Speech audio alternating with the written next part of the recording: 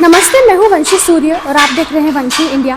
हाथकरघा एक ऐसी प्राचीन कला है जिसको देश और दुनिया भर में काफ़ी पसंद किया जाता है। ऐसे में इन कलाओं को बढ़ावा देने वाले जो कारीगर होते हैं उनके जीवन में किस तरह बदलाव आया है, चलिए देखते हैं इस खास स्टोरी में। तपती गर्मी में धागे बुनते ये हाथ सिर्फ धागे ही नहीं बुन रहे, साथ में अपनी ज़िंदगी को भी बुन रहे हैं। कई घंटों तक जब ये हथकरघा कारीगर मेहनत करते हैं तब ये धागे कपड़ों का रूप लेते हैं और इन कारीगरों का रोजमर्रा का जीवन पटरी पर आ पाता है। आज हम बात कर रहे हैं छत्तीसगढ़ के सरगीगुड़ा की, जो कि मैनपुर तहसील में आता है। यहाँ सरकार की मदद से हथकरघा कारीगरों के जीवन में बदलाव आ रहे हैं। यहाँ के कई परिवार इस कला से जुड़े हैं। अपनी ज़िंदगी को सुचारू रूप से चलाने के लिए ये कारीगर खेती किसानी भी करते हैं। अपनी इस कला को लेकर इन बुनकरों का क्या है कहना, आइए जानते हैं। अभी हमारे साथ एक कारीगर है तो आइए उनसे बात करते हैं। जी, आप कब से इस कला से जुड़े हैं? मैं यहाँ अभी लगभग 40 साल हो गया। अच्छा, कैसे जुड़े? कैसे जुड़े? यहाँ पहला यहाँ ट्रेनिंग हुआ। हाँ। उसके बाद ट्रेनिंग में शामिल होके बाद मैं इसमें काम कर रहा हूँ। कितने साल हो गए करते? काम करना मेरा 40 साल हो गया। अच्छा, परिवार चल जाता है?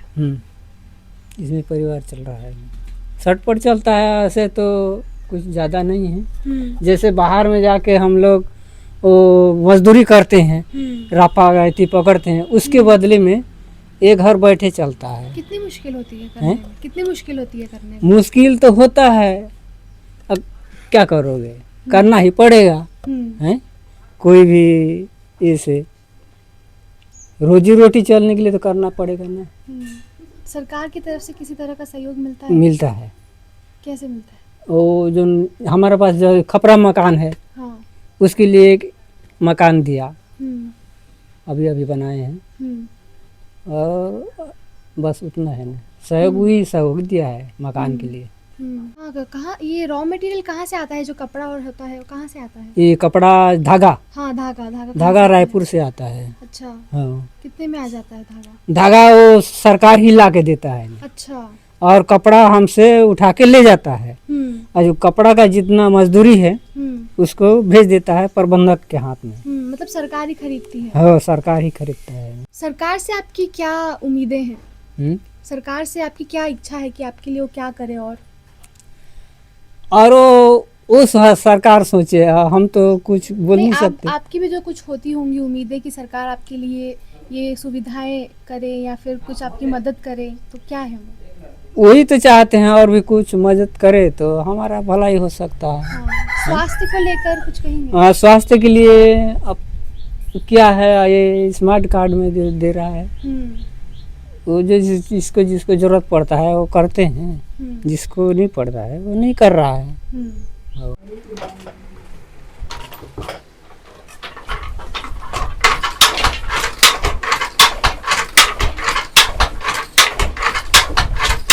नाम क्या है आपका? हेमलता कश्यप। हाँ, हेमलता कश्यप। अच्छा, कब से कर रही हैं आप ये? लगभग 5 साल। अच्छा, कहाँ से सीखा ये करना? पापा से। पापा से सीखा? घर में करते हैं सब हाँ, लोग? सब करते हैं। तो आप भी करती हैं? अच्छा, और क्या करते हैं आप? स्कूल जाती हूँ। कौन से क्लास में आप? 12। अच्छा, क्या पढ़ती हैं 12th में? क्या सब्जेक्ट लिया? आर्ट। आर्ट्स लिया है। बाद में क्या करना है? कॉलेज करूँगी। क्या लेंगी? नहीं पता नहीं, अभी सोची। अच्छा, ये आप परिवार के सहयोग के लिए करती हैं? कितना वक्त लगा सीखने में ये? सीखने में लगभग 15 दिन। 15 दिन? अच्छा, इतने गर्मी है यहाँ पे, कैसे हो जाता है करना? पंखा से फिर भी पसीने आ रहे हैं। 5 मिनट से खड़ी हूँ, बहुत पसीने आ रहे हैं। पंखा है लेकिन काम नहीं कर रहा, उतना असर नहीं है। नहीं करने से होगा नहीं ना, करना पड़ता है, मजबूरी।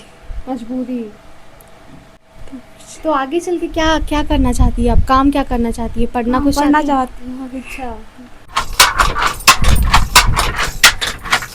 कब से कर रही हैं आप ये? मैं 2-3 साल हो। हाँ? 2-3 साल हो है। अच्छा, नाम क्या है आपका? जानकी कश्यप। कितना टाइम लगता है कपड़ा बनने में? टाइम तो 2 दिन 3 दिन लगते हैं। हाँ, मेहनत कितनी है इसमें? मेहनत तो ज़्यादा है। नाम क्या है आपका? किरण कश्यप। अच्छा, क्या पढ़ती हैं आप अभी? जी, पढ़ती हूँ। हाँ, ये जो काम कर रही है इसके बारे में बताइए। ये ये है, इसका नाम है खटखटा, ऐसे हम लोग बीनते हैं। हाँ। कब से कर रही हैं आप ये काम? बहुत साल हो गया ने, कितने साल हो गया लगभग? लगभग 10 साल हो गया ने। कहाँ से सीखा आपने ये काम करना? पापा से। अच्छा, कितने दिनों में सीख गए? मैं 10 दिन में सीख गई। 10 दिन में? जी। कितनी मेहनत लगती है ये करने में, कितना टाइम लगता है? बहुत आसान है, ऐसे बीनते हैं। कितने कितने वक्त में बनता है ये जो बनता है कपड़ा? 2 दिन में बन जाता है। 2 दिन में बन जाता है? जी। अच्छा, कहाँ जाता है ये? हाँ, रायपुर जाता हाँ, तो उससे हो जाता है गुजारा 10,000 में? नहीं होता है, फिर?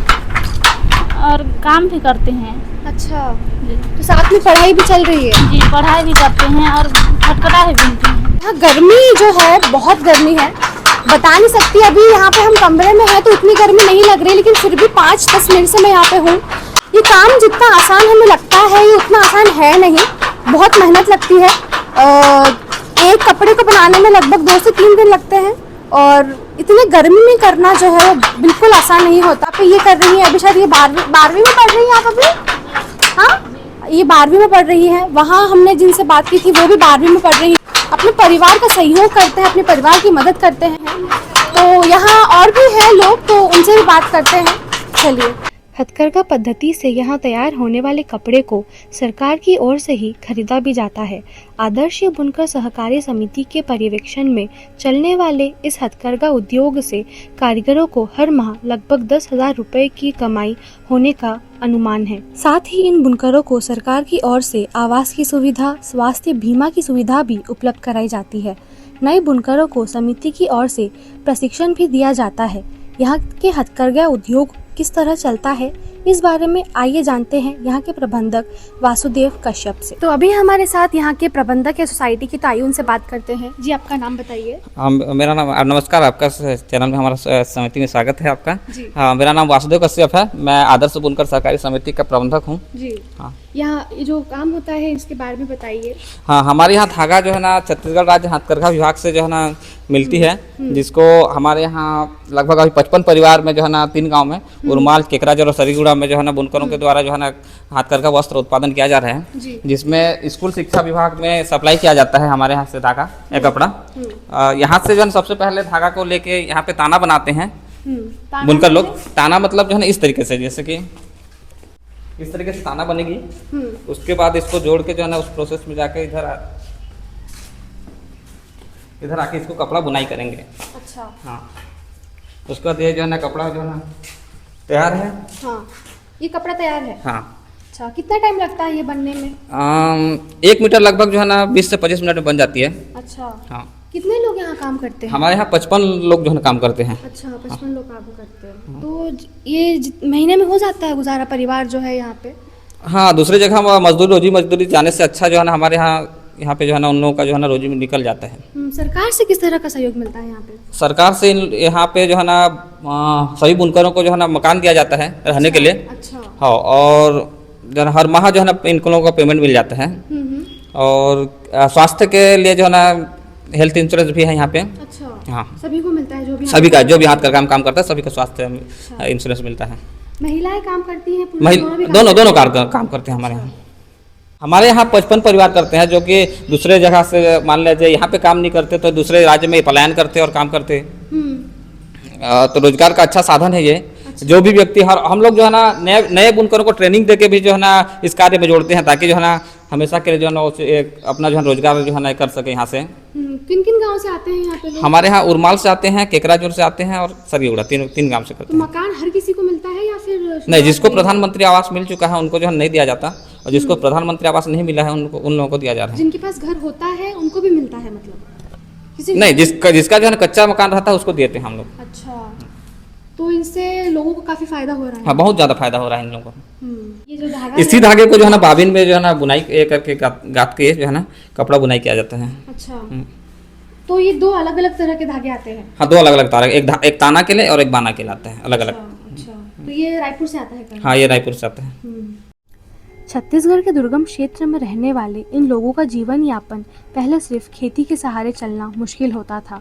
कई बार यहाँ के लोग दूसरे राज्यों में पलायन भी करते थे, लेकिन इस हथकरघा कला ने इन बुनकरों के जीवन में एक सकारात्मक बदलाव लाया है और चेहरे पर एक मुस्कान लाई है।